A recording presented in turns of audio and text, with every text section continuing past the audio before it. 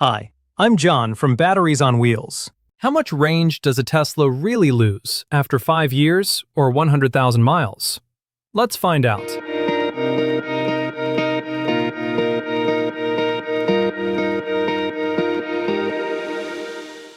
You know how your smartphone battery turns into absolute garbage after a couple of years? Like, remember when it lasted all day and now you're hunting for a charger by lunchtime?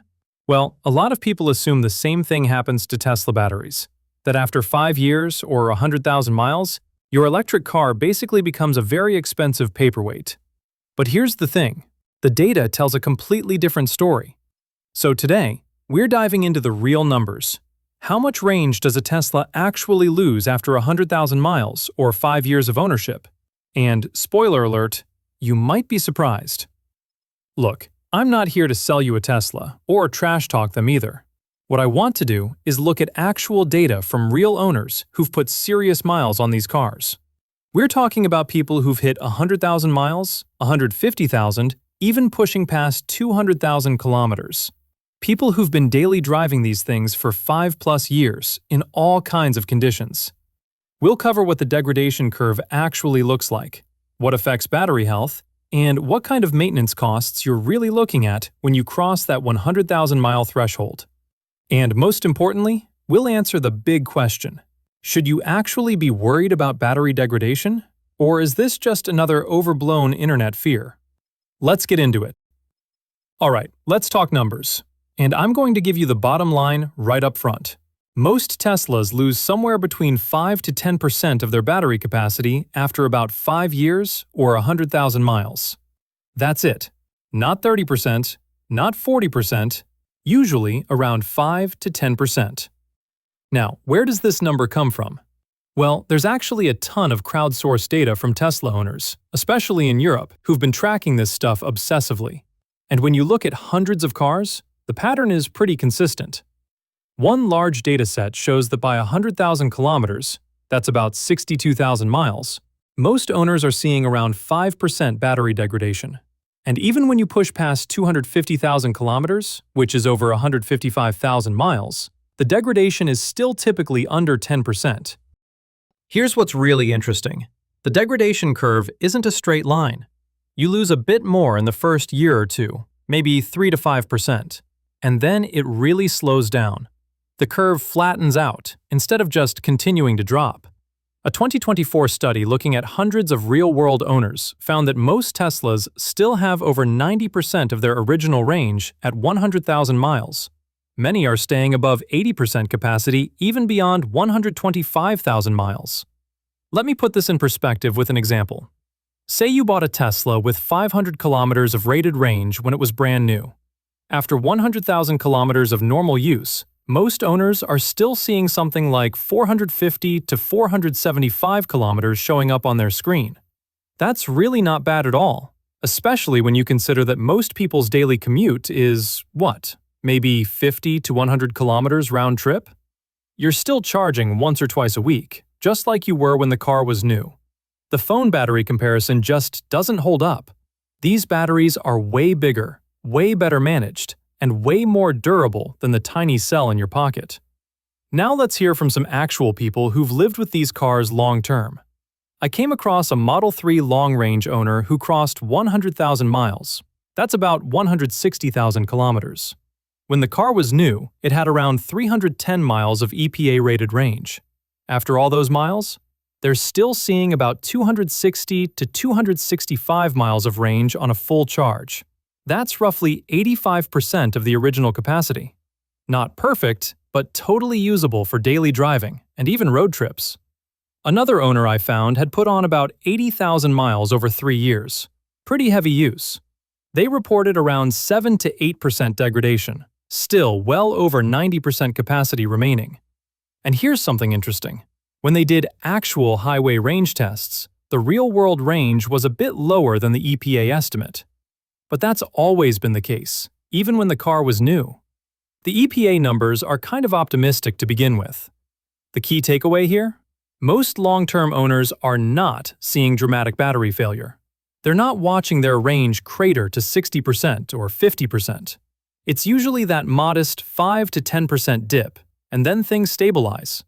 Imagine buying a Tesla back in 2019, driving it hard through 5 years, road trips, daily commutes, winter, summer, and at the end of it all, you're still comfortably doing your daily routine on a single charge.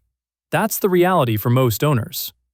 Okay, so not all batteries degrade the same way. Some owners see barely any loss, while others might be closer to that 10% mark. What makes the difference? Well, it basically comes down to 4 things: how you charge, what charge levels you use, the climate you live in, and how you drive. Let's break it down. First up, charging habits. DC fast charging, like using a supercharger, is amazing for road trips. You can add 200 kilometers in like 15 minutes. But if you're doing that every single day, especially in hot weather, it can speed up battery wear a little bit. Fast charging generates more heat, and heat is the enemy of lithium-ion batteries. It's not going to destroy your battery overnight, but over 100,000 miles, it adds up. The sweet spot? Charge at home whenever you can. Slow level 2 charging is way gentler on the pack. Think of it this way: fast charge for road trips, slow charge for daily life. That's the recipe for a long-lasting battery. Second, charge level limits. Your Tesla battery doesn't like living at the extremes. Keeping it at 100% all the time, or letting it sit at 5% for days on end? Not great for long-term health. Most experts recommend keeping your daily charge limit around 60 to 80% if you're just driving around town. You can absolutely charge to 100% before a road trip. That's totally fine. Just don't leave it sitting there for a week. Same thing at the bottom. Don't let your car sit at 10% or lower for extended periods. The battery doesn't like living at 0 or 100. It likes the middle. Kind of like Goldilocks. Third factor, climate. Heat accelerates battery aging. If you live in Arizona or Southern California and you're parking in the sun all day with the battery at 90%, you're going to see a bit more degradation than someone in, say, Seattle who parks in a garage. Simple things help. Park in the shade when you can. Use scheduled charging so the battery isn't sitting at high charge in the heat. And if your car has a heat pump or battery preconditioning, use it. Now, cold weather is a different story. Cold will make your range drop temporarily. Like, you might see 20% less range on a freezing winter day. But that's not permanent damage. Once the battery warms up, the capacity comes back. Cold slows down the chemistry, but it doesn't kill the battery the way heat does. And finally, driving style. Look, I get it. Teslas are fast. That instant torque is addictive. But if you're doing full throttle launches at every stoplight, running it at high speeds constantly, or taking it to track days every weekend, yeah, that's going to add some extra wear over 100,000 miles. Smooth, consistent driving, especially at moderate speeds, is what lines up with those nicer, flatter degradation curves we talked about earlier. You can still have fun with the car, just maybe not every single time you drive it. So we've talked about the battery, but what about everything else? What kind of maintenance are we looking at after 100,000 miles? Here's the cool part. It's surprisingly low. Most long-term Model 3 owners report very minimal mechanical maintenance over the first 80,000 to 100,000 miles. We're talking tires, cabin air filters, wiper blades, maybe brake fluid or a wheel alignment here and there. No oil changes, no spark plugs, no transmission fluid, no timing belts, no exhaust systems falling apart. All that stuff just doesn't exist on an EV. Now, you still have suspension components, you still have tires that wear out, and you still have brakes, though regenerative braking means the brake pads last way longer than on a gas car. Some owners go 100,000 miles on the original pads. If you've got a performance model and you drive it hard, you might burn through tires and suspension bushings a bit quicker. But for most people doing normal driving, maintenance costs are really low. Here's a fun way to think about it. For many owners, the cost of replacing tires over 5 years is higher than the cost of battery degradation. Because the degradation just doesn't really cost you anything unless it gets extreme, which again is rare. And speaking of extreme, catastrophic battery failures are really uncommon. Tesla's designed these packs to last well beyond 100,000 miles.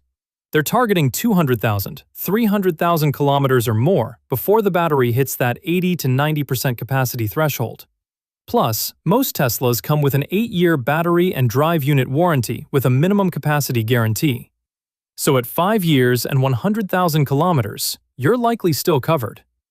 Okay, quick side note here because this trips people up. The range number you see on your Tesla screen? That's an estimate. It's not a perfect measurement of your actual battery health. Tesla's software calculates that number based on recent driving style, temperature, and a bunch of other factors. Sometimes a software update will change how it's calculated, and boom, your displayed range drops by 10 miles, even though nothing actually changed with the battery. A small drop in the displayed range doesn't always mean permanent battery damage. Sometimes the car just needs to recalibrate. If you really want to check your battery health, the best way is to look at the full charge range versus what it was when the car was new. You can also do actual range tests, drive until it's really low and see how far you got, or use third-party apps that dive into the battery management system data. But don't freak out if your displayed range drops a few miles after an update. That's normal. So what does all this mean if you're thinking about buying a Tesla, or if you already own one? If you're a new buyer, the data just doesn't support the fear that your battery will be dead after 5 years like your iPhone. Most cars keep around 90% capacity at 100,000 miles. That's enough to do everything you bought the car for in the first place. If you're shopping for a used Tesla, ask the seller for a screenshot of the car at 100% charge so you can see the estimated range. Compare it to what the car was rated for when new. If it's showing a 5 to 10% loss, that's totally normal and expected. It's not a red flag, it's just physics.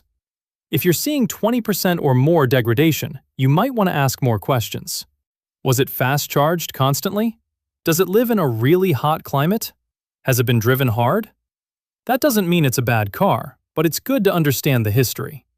And remember, many Teslas have an 8-year battery warranty with a minimum capacity guarantee. So even on a used car, you might still have several years of coverage left. Alright, let's wrap this up. Here's the one-sentence summary.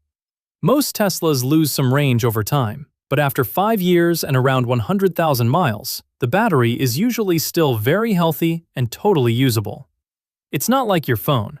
It's not going to die on you. The data from thousands of real owners backs this up. Now I want to hear from you.